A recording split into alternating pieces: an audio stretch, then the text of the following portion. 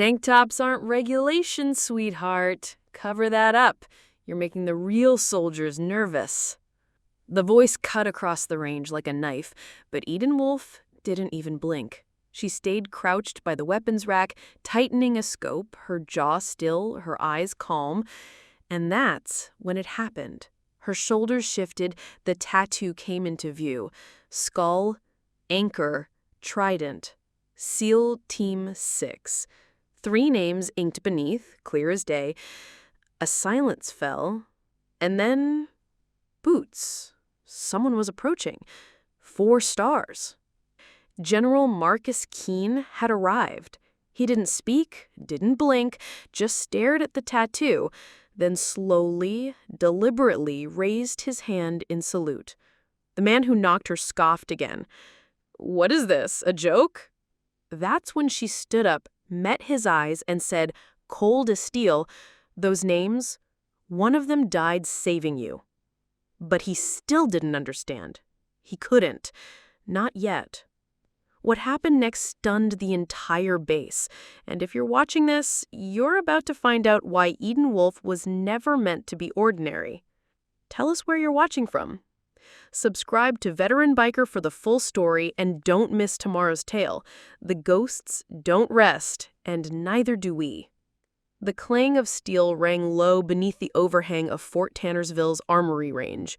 Rows of soldiers barked commands and locked bolts, the rhythm of readiness pulsing through the hot gray air. No one paid much attention to the woman at the far end of the clearing. Just another contractor in olive fatigues, wiping carbon buildup off an M4 with quiet precision. Eden Wolfe crouched low beside the disassembled rifle, her motions clinical, steady. She wore a basic tank top, tight olive green, that clung to the tone she hadn't lost, and over it, a faded work jacket slung halfway down one arm. The fabric slipped further as she leaned into the table, revealing a glimpse of something beneath the skin. Black ink, bold, permanent. It curved with the contour of her shoulder and bicep, as unmistakable as it was impossible. SEAL Team 6. Centered beneath the text was a skull, its hollow eyes buried beneath a trident, anchor, and bone. Combat-sharp lines that could only belong to one kind of operator. The emblem was military-accurate, unmistakable. A private 2 lanes down looked up and froze. His boot slipped off the edge of the table as he stared, wide-eyed, at her arm. His buddy followed his gaze and nearly dropped the cleaning rod in his hand. "Holy crap," the second man whispered. "Do you see that?" Another turned.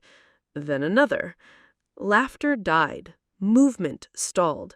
Because you don't just walk around with that kind of tattoo. Not on a public range. Not without having earned it. Twice. And certainly not if you're a woman. Eden seemed unaware of the spreading silence. She continued her work with absolute focus, pressing a new bolt carrier into place, checking alignment, calibrating the upper rail mount. The silence rippled wider as heads turned. From the corner of the catwalk overhead, a set of polished boots appeared. Boots that didn't belong to any of the trainees or ground instructors below. General Marcus Keene stepped into view, pausing mid-stride as if something invisible had caught his throat. His posture stiffened. He wasn't the kind of man easily thrown. A 4-star general with 3 tours in Afghanistan, 2 combat injuries, and a Bronze Star with valor didn't rattle from casual distractions. But his gaze was locked. On her. No, not on her. On the ink. He descended the stairs slowly, one hand already raising toward the brim of his cap. His aide opened his mouth to ask something, but Keene cut him off with a single gesture. And down on the range, one by one, even the most hardened NCOs had stopped what they were doing. The woman with the tattoo hadn't spoken, hadn't drawn a weapon, hadn't issued an order, but something about the air had shifted. The general's boots touched down on the range with a deliberate rhythm, the kind that announced authority without demanding it. But this time, it wasn't command that followed him. It was curiosity. Confusion. Eden stood up slowly, unaware of the waves she'd sent across the installation. She wiped her hands on a cloth and reached for a torque wrench, sliding it into place across the buttstock. Her left arm flexed slightly and the full tattoo came into view. The skull, the trident, the unit no one speaks of unless you bled under its flag. Keen stopped 3 paces away. His breath caught. It couldn't be. She hadn't aged a day beyond the last photo in her redacted file. Her braid was shorter now, her eyes sharper somehow. But he knew that stance, that controlled posture, the way she scanned the exits without turning her head, the kind of awareness only bred by too many missions that went sideways. He swallowed. Chief Wolfe. The name came out more reverent than commanding. The air around them tightened like a drawn cord. Eden's head turned slow and smooth. Her eyes met his, and in them a flicker. Recognition. Distant and careful. Keen's hand rose, straight, firm, the salute of a general, offered to a subordinate who hadn't worn rank in years, not out of formality, out of debt. Eden didn't blink. She didn't salute back. She simply held his gaze, still and calm, and in that frozen second, the rest of the base seemed to realize what they were witnessing. A woman in a tank top, a rag in one hand, a rifle on her workbench, but also a ghost, one of theirs. One of the legends whispered about during night patrols and bar conversations no one would admit remembering. Whispers of a female SEAL, impossible by protocol, who vanished after a mission that never made it into the system. And here she was, standing in daylight, covered in sweat and silence, and wearing the insignia of a unit most men couldn't even name aloud. Permission to stand in your shadow, Keen said quietly. A ripple of confusion swept through the soldiers, still frozen mid-drill. Some turned fully now, a few dropped their weapons to low ready. Eden nodded once, barely a movement, but it was enough. The general dropped his hand. She was never meant to be seen again, he murmured, almost to himself. But hell, you brought the ghost back with you, didn't you? He turned to his aide. Clear the schedule. And just like that, the highest-ranking officer on base canceled his day to stand beside a woman who hadn't spoken more than 5 words in 2 years. Because sometimes tattoos speak louder than medals, and ghosts don't need orders to haunt the living. Long before she was a myth in a tank top, Eden Wolfe had been a name scribbled in the margins of military paperwork. An outlier, the kind of candidate flagged not for disciplinary issues, but for potential that unnerved command. She was 23 when she entered Naval Special Warfare Prep, already outpacing most men in strength, marksmanship, and psychological testing. The instructors didn't know what to do with her. No woman had come this far, not in this pipeline. They tried to break her early, dropped her into the Crucible, a 72-hour survival gauntlet designed to strip away ego and bone. No backup, no food, no light, no map, only objectives. And the wilderness. On the second night, search teams nearly pulled her out for frostbite when the temperature dropped below 0. By morning, she had already completed her 3rd extraction point. When they found her, she was cooking a field rat over a makeshift tin can burner. She looked up once, nodded, and said, "Wasn't the worst vacation I've had." That was when someone in the back room started taking her seriously. Not officially, of course. Eden was added to a shadow roster. Unacknowledged, unofficial, quietly tested against live case scenarios that never made it into the logs. One such scenario took her to the Syrian border, embedded with a contractor unit rumored to be under attack from cartel-backed insurgents. She went in with nothing but a pack, an encrypted sat phone, and a sidearm. She came out 5 days later with 17 people, including civilians, alive and airlifted. There was no press release, no medal, just one more line in a file marked eyes only. It was during her 5th year that she was designated Ghost 7, part of a proto-SEAL unit designed to operate without oversight, the kind of team used only when diplomatic options had already exploded and full military response would ignite a war. They were ghosts not by nickname, but by function. They went into places no one acknowledged, left without being seen, and the names they carried, the missions they completed, were buried deeper than Arlington. There were 7 members in her last deployed unit, Ghost Team Delta. No names, only call signs. Eden's was Ghost 7. The others had theirs etched into gear, never spoken aloud during missions. It was safer that way. Cleaner. Operation Emberlens wasn't meant to be a bloodbath. It was a silent acquisition. Intercept a rogue CIA asset selling classified arms to a hostile militia near the Pakistan-Afghan border. Get in, retrieve the data package, get out. They had done worse with less, but someone in a clean suit thousands of miles away, made a call, changed the evac point, sent them into a kill box without informing them of overlapping tribal faction movement. The terrain collapsed under them. 3 were dead in the first 20 minutes. Marcus Chen took shrapnel to the lungs. Jacob Reyes was cut down, covering the east approach. Aaron Cross. Aaron had dragged Eden out of a sniper's sightline and taken the shot meant for her throat. She killed 14 men in 47 minutes. No rifle, just a knife, and the same pistol she would later hang in her garage out of guilt. She carried Cross's body for over a mile before the evac team forced her to let go. She came back stateside with their blood in her hair. The Navy offered her the Silver Star. She said no. They offered the Distinguished Service Cross. She didn't answer. Medals are for graves, she told them. The living carry the weight. Within 6 days, her resignation was processed. The file was sealed. The team was buried under classified operational loss. Eden Wolfe vanished. The only proof she'd ever served were the 3 names inked beneath the sealed trident on her left arm. Chen, Reyes, Cross. Her shadow ran with them, every step, every morning. And for 5 years, not a soul spoke her name, until the morning a 4-star general recognized the ink no one else was supposed to see. The days at Fort Tannersville bled together like spent casings on hot concrete. Sunrise meant weapons checks. Noon meant drills. By dusk, the wind carried the smell of oil, sweat, and metal downrange like clockwork. Eden Wolfe arrived every morning before revel. She parked in the farthest lot, walked the long stretch to the armory with a metal case in one hand and silence in the other. No one greeted her. No one asked why she never attended morning briefings or base socials. She wasn't on the chain of command. She was a civilian contractor. A ghost with a toolbox. To most of the unit, she was the woman who cleaned guns, sometimes gun mom, sometimes worse.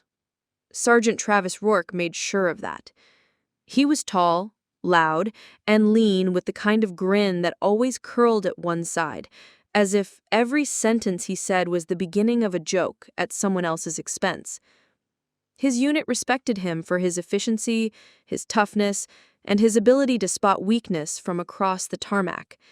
And he saw Eden as weak, or at the very least, misplaced. He made a sport of it.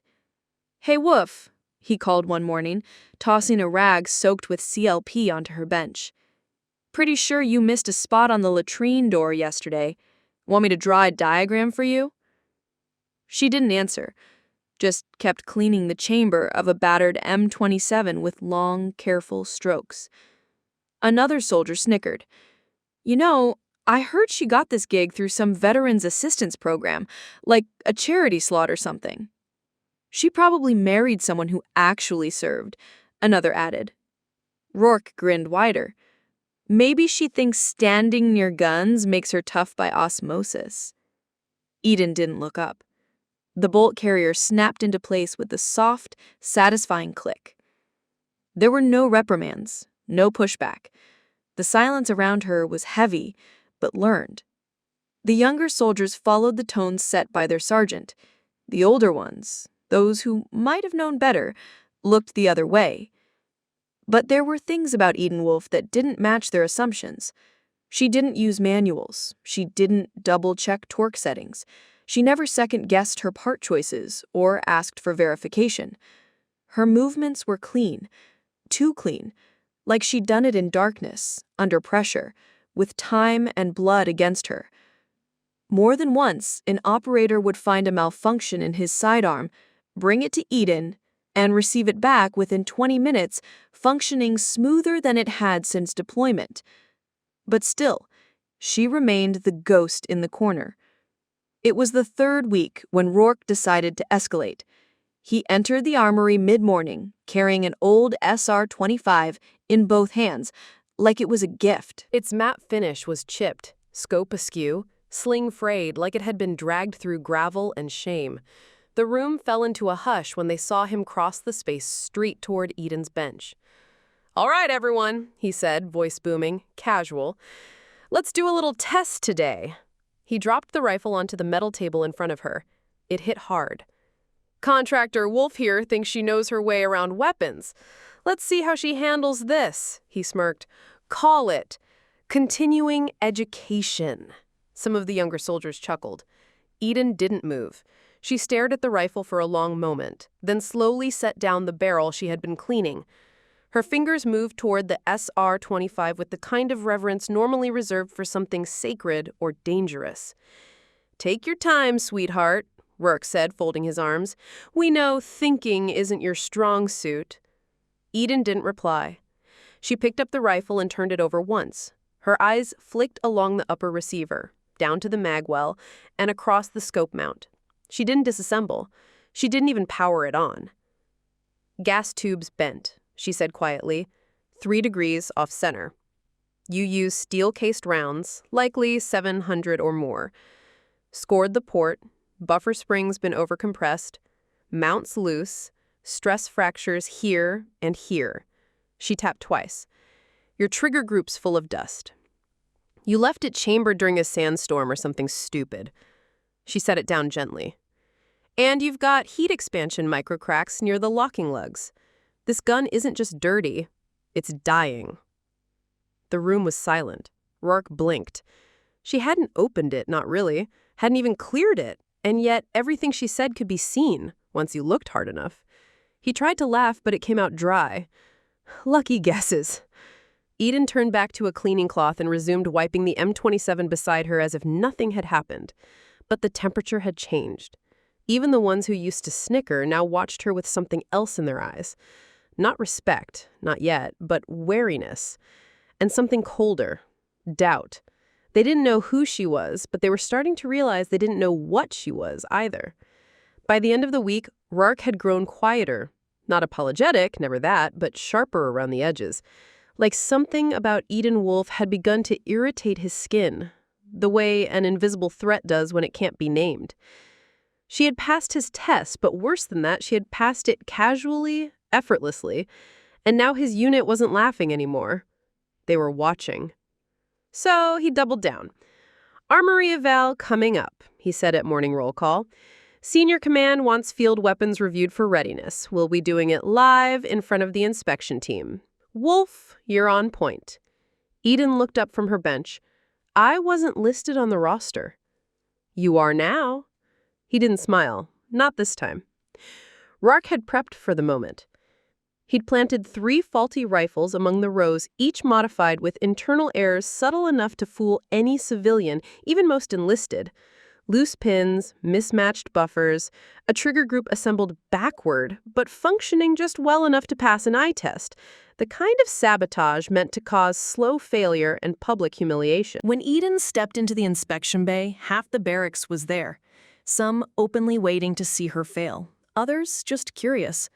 She moved with calm precision. Each weapon was inspected, by sight, then touch. No theatrics, no notes, just eyes and fingers and memory. On the second rifle, she paused. Wrong locking lug. A beat? Too short. This bolt carries from a different lot. It'll stress fracture under repeated recoil. One of the inspectors frowned, checking the paperwork, then quietly nodded. By the third weapon, even the observers had gone still. Rourke's jaw tightened. His trap wasn't working. And then it did. But not the way he planned. As Eden leaned forward to check the final carbine on the rack, her tank top shifted. The room had grown hot. The uniform jacket was long since tight around her waist. Sweat clung to the curve of her shoulder and upper back. And just above the blade, sliding into clear view, was the tattoo. Not the partial glance from earlier. This time, the full image. SEAL Team 6, skull. Anchor, Trident. And beneath it, 3 stars. The names etched so small they looked burned in. A corporal across the room saw it first. He froze, elbowed the soldier beside him. That one pulled out a phone, not to film, but to zoom, to confirm. He didn't say a word. He just uploaded the still to the unit's internal channel. Captionless. Within 7 minutes, the image had made its way across the base. Within 10, it had reached a man who hadn't seen that ink in over a decade. General Marcus Keene. And when he opened that photo on his secured tablet, he sat down mid-step in the middle of a corridor. Keene stared at the image, his knuckles whitening around the tablet's frame. It wasn't just the tattoo, it was the skin around it, the faint sheen of scar tissue, the precision of the line work, the angle of that shoulder. He'd seen it once before in a field hospital somewhere in Helmand, back when Ghost 7 had pulled his recon team out of an ambush that should have turned them all into names on a wall. He tapped his earpiece. Divert my route. Reroute my staff. I want eyes on the Fort Tannersville armory in 20. Discreetly. Sir? His aide replied, startled. I said 20. Clear the corridor. Back at the base range, Eden was already wrapping up the inspection. The observers had grown unnervingly quiet. Whispers circled in corners. A few faces looked toward her not with mockery now, but something closer to awe. She noticed none of it. But Rourke did. He watched the shift unfold like an incoming storm, watched how the ones who used to snicker now whispered behind locked jaws, watched how no one laughed when she walked past anymore. He followed the subtle glances, the muttered, "Did you see that ink?" The way a private snapped to attention when Eden brushed past his shoulder, and he felt something new crawl up his spine. He returned to his quarters and opened the secure archive channel, inputting a clearance code he hadn't used in 2 years. Searched for a unit that didn't officially exist. Found a single declassified still from an old hostage extraction op. Blurry, dust-filled, but one figure at the center. Knife in one hand, sidearm drawn, face half-turned, had a stance eerily familiar. His pulse ticked higher. There were whispers about ghosts, about women who weren't supposed to serve but did, units that operated under no flag. He looked again at the image, zoomed in. The left arm bore a trident, just like hers. By the following morning, the silence around Eden had changed flavor. It wasn't cold anymore. It was careful. She entered the range with the same quiet grace, her jacket tied loosely at the waist again, tank tops soaked from the already blistering heat. No one called out to her, no one threw rags or made jokes. The floor beneath their humor had shifted, and no one wanted to be standing on a fault line. But Rourke wasn't finished. He stood just beyond the loading bay, arms crossed, watching her as she unpacked a weapon case. His eyes didn't blink. They tracked every movement, every breath, every tilt of her head. "You hiding something, Wolfe?" he asked finally. Eden didn't answer. Just checked the buffer alignment on an M4 and moved to the next. He stepped closer. "That ink, SEAL Team 6, right? Looks damn authentic. Maybe a little too authentic." Still nothing. "You know, impersonating a special warfare unit is a federal offense," he added, voice low now, sharp as the edge of a bad memory. "Even if you did serve, if you're wearing something you didn't earn." Eden slid the bolt forward. "Then what?" He froze. For a second, her voice, so rarely heard, landed like a hammer, even unapologetic. Rourke took a breath. "You think you scare me with that stare? I've seen operators lie about worse. You come in here acting like some kind of mystery, letting us guess." "I didn't let you do anything," she replied. "You chose to assume." He blinked. It was the most he'd heard her say in a month. Rourke leaned forward, just enough that only she could hear him.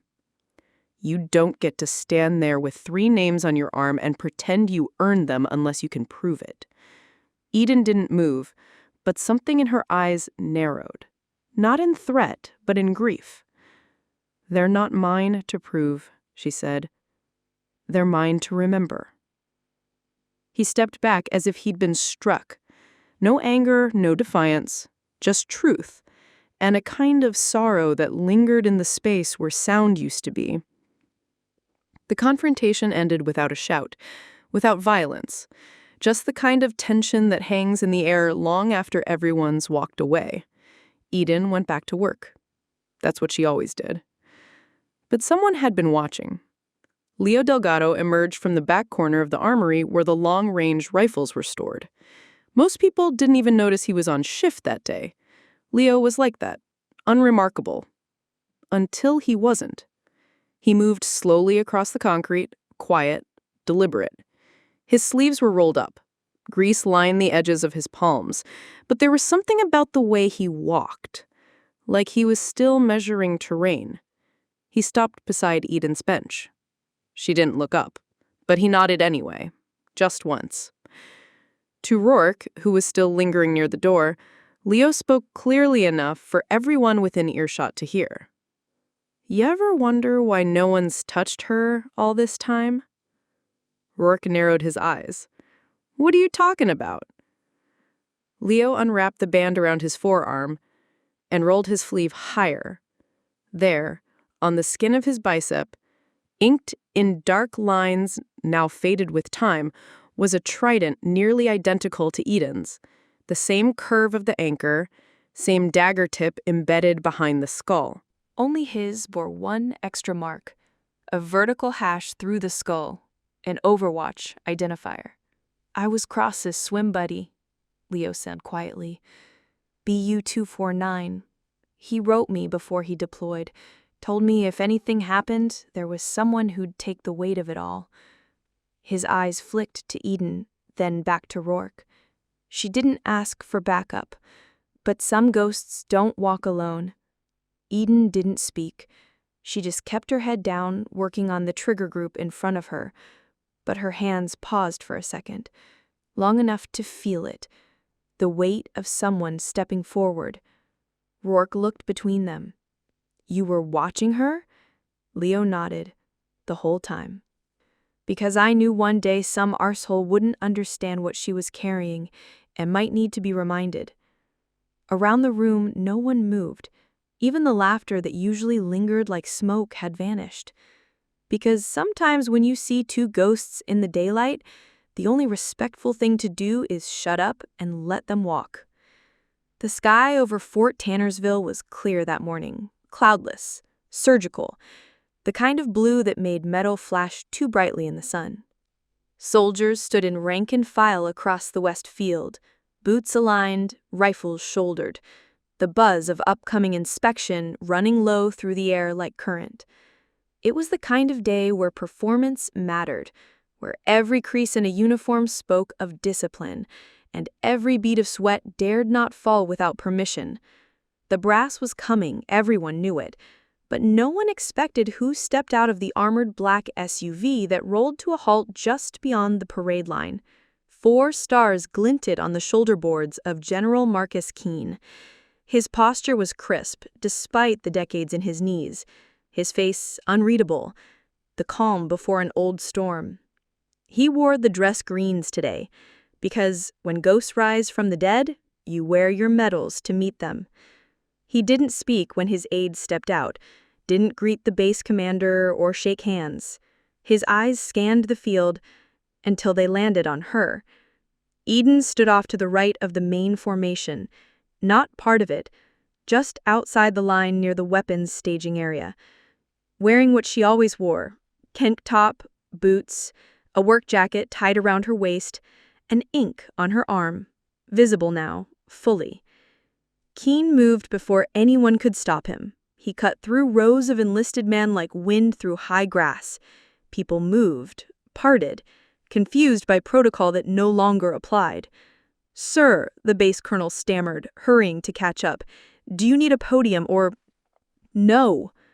Keene reached the front line, then past it, walked another 10 paces until he stood directly in front of Eden Wolfe. She didn't salute, didn't move, didn't flinch, and Keen, he did something no one had seen a man of his rank do in decades, especially not to someone out of uniform.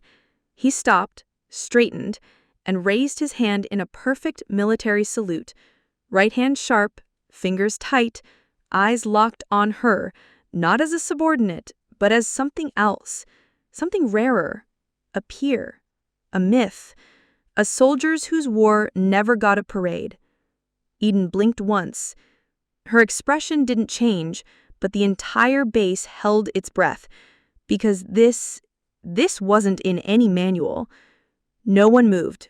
Even the wind stopped, as if nature itself had paused to understand what it was witnessing.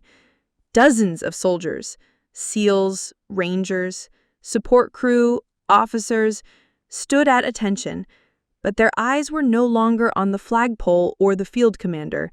They were on her. On Eden Wolfe, Keen lowered his salute with the gravity of ceremony, but he didn't step back. He spoke without a microphone, yet every man and woman within 50 yards could hear him.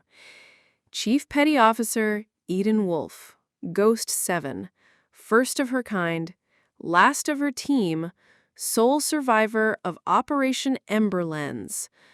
The words detonated like ordnance. The formation rippled. Someone audibly gasped.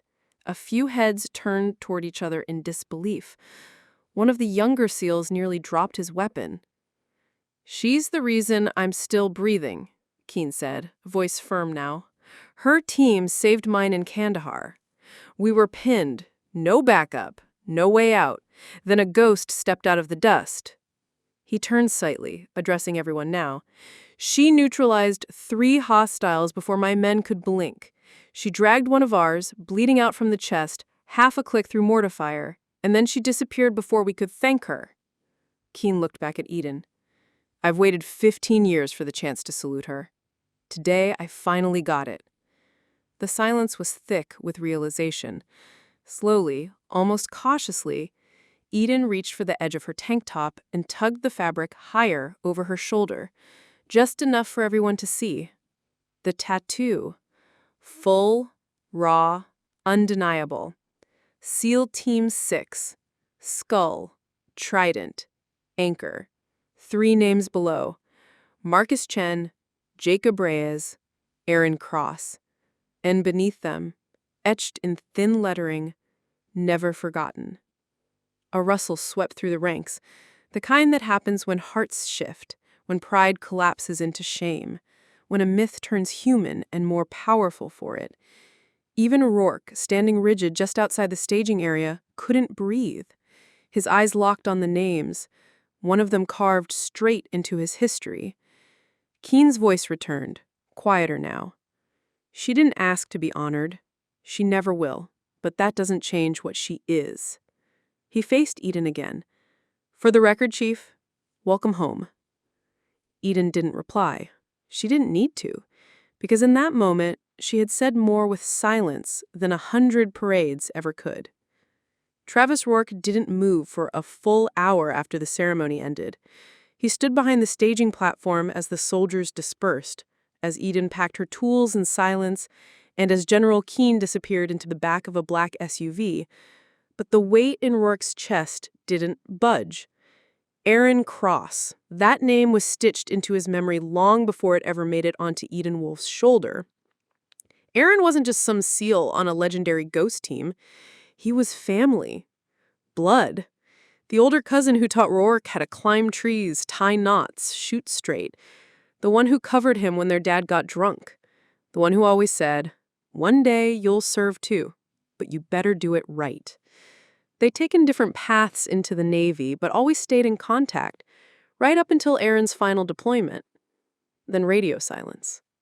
All they told the family was that he died on an op too sensitive to explain. Closed casket, no details, a folded flag, and a letter that said nothing at all. Rourke had carried that bitterness like lead in his bones for years, until today.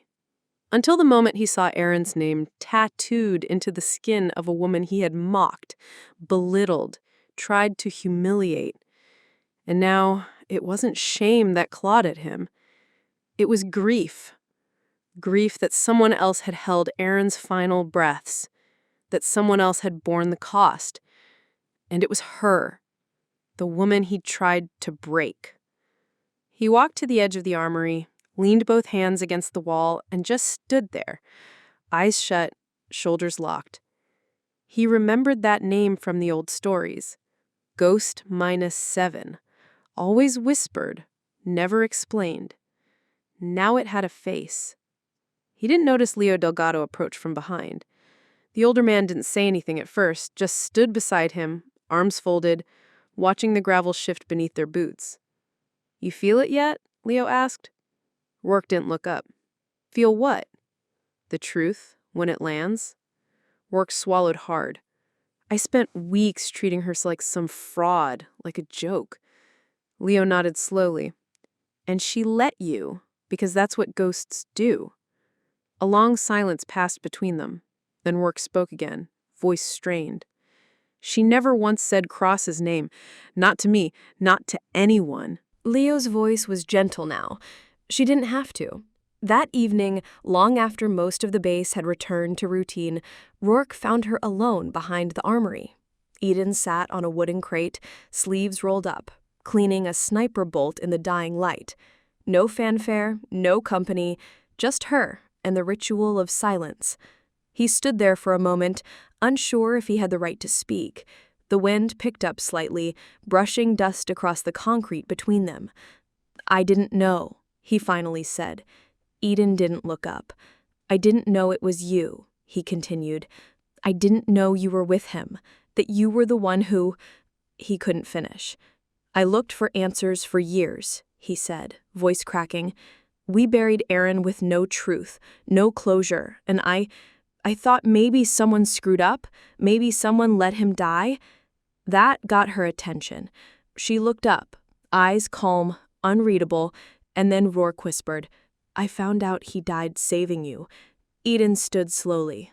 The light hit her tattoo again, the three names catching the amber hue of the sunset. "He didn't save me," she said quietly. "He made sure the mission ended the way it had to." Rourke shook his head. "He would have followed you into hell. I know him." "He did." They stood like that for a beat. No anger, no accusation, just the echo of loss between them. "I don't deserve to ask this," Rourke said, swallowing hard. "But if you're going to train anyone here, I want in."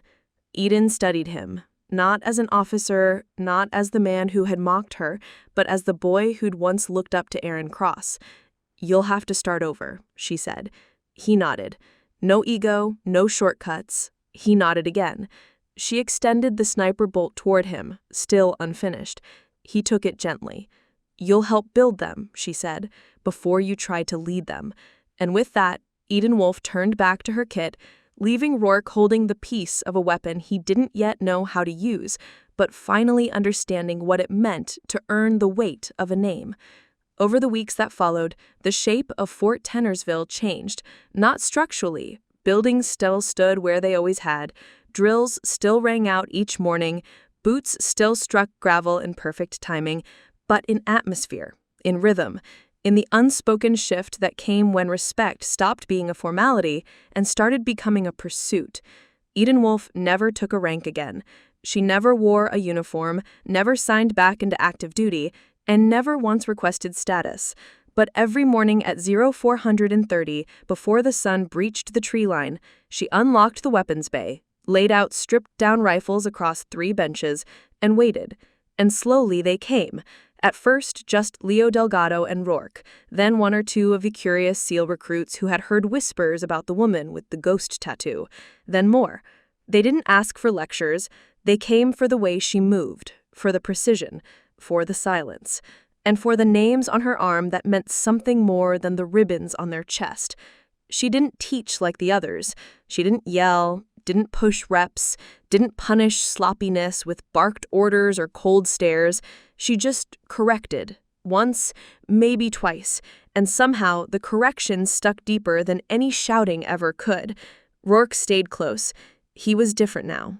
Leaner, quieter, but sharper. He watched everything, absorbed every unspoken rule, treated every bolt assembly like a lesson in restraint, and in time, he began helping.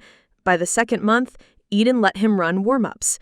She never said she trusted him, but he knew what it meant when she handed him her own rifle for cleaning.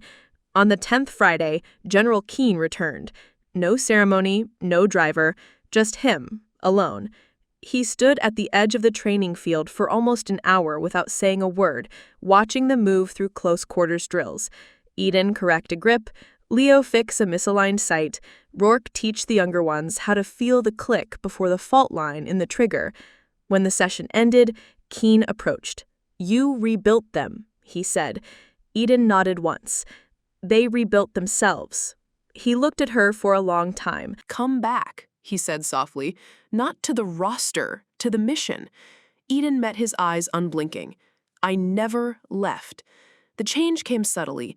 One morning, Eden didn't unlock the armory at 04:30. At 04:45, Rourke arrived, finding the doors already open. The benches were laid out, deer arranged with surgical precision, just like always. But Eden wasn't there. Neither was her rifle. Rourke said nothing. He simply picked up the first weapon and began the warm-up alone. Leo joined him 10 minutes later, then the others, but her absence felt louder than any drill. By the third day, rumors began. "She's gone." She was reassigned off-grid. Command pulled her back into Black Ops. She was never here. But the fourth morning brought something new. On Eden's bench, neatly folded under a canvas tarp, lay a small olive-green duffel. Rourke was the first to see it. He didn't open it at first, just stared.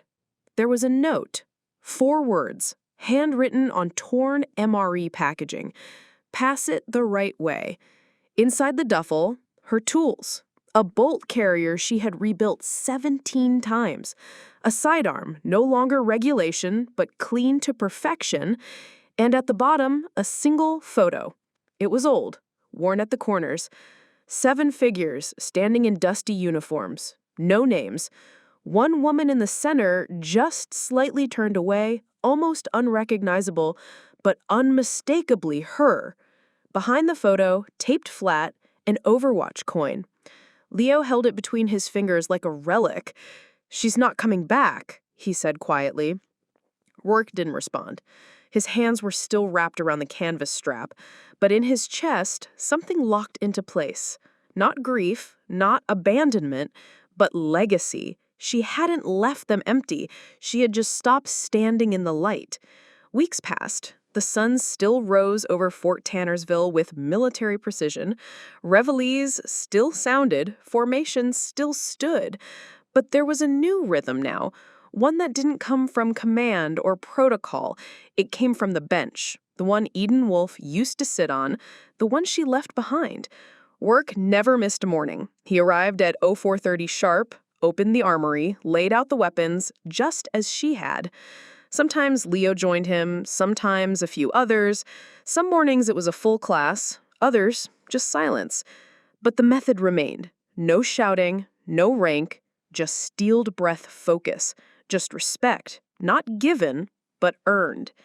They called it Ghost Hour. Recruits who heard about it thought it was some unofficial drill, a way to impress command. But those who stayed long enough understood it wasn't about performance. It was about memory, precision, discipline born from loss. One by one, they began to ask questions. Who was she really? Did she fight? Was the tattoo real? Rourke always gave the same answer. She never wanted you to know. She just wanted you to be ready. When Rourke asked why she stayed, she pointed to the Overwatch coin nailed into the side of the bench. "My brother had one of those," she said. "Said it belonged to someone who saved his whole unit once." Rourke nodded.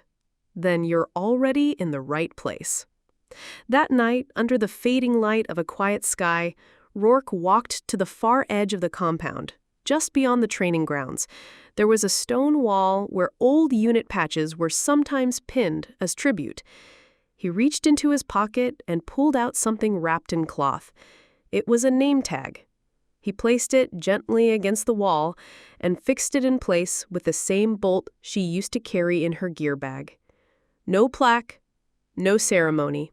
Just 2 words written below with a black marker. Still watching. Because Eden Wolfe never vanished, she became something else. A presence in the way rifles were handled with reverence. A memory in the hands that learned to fix, not just fire. A silence that spoke louder than any rank.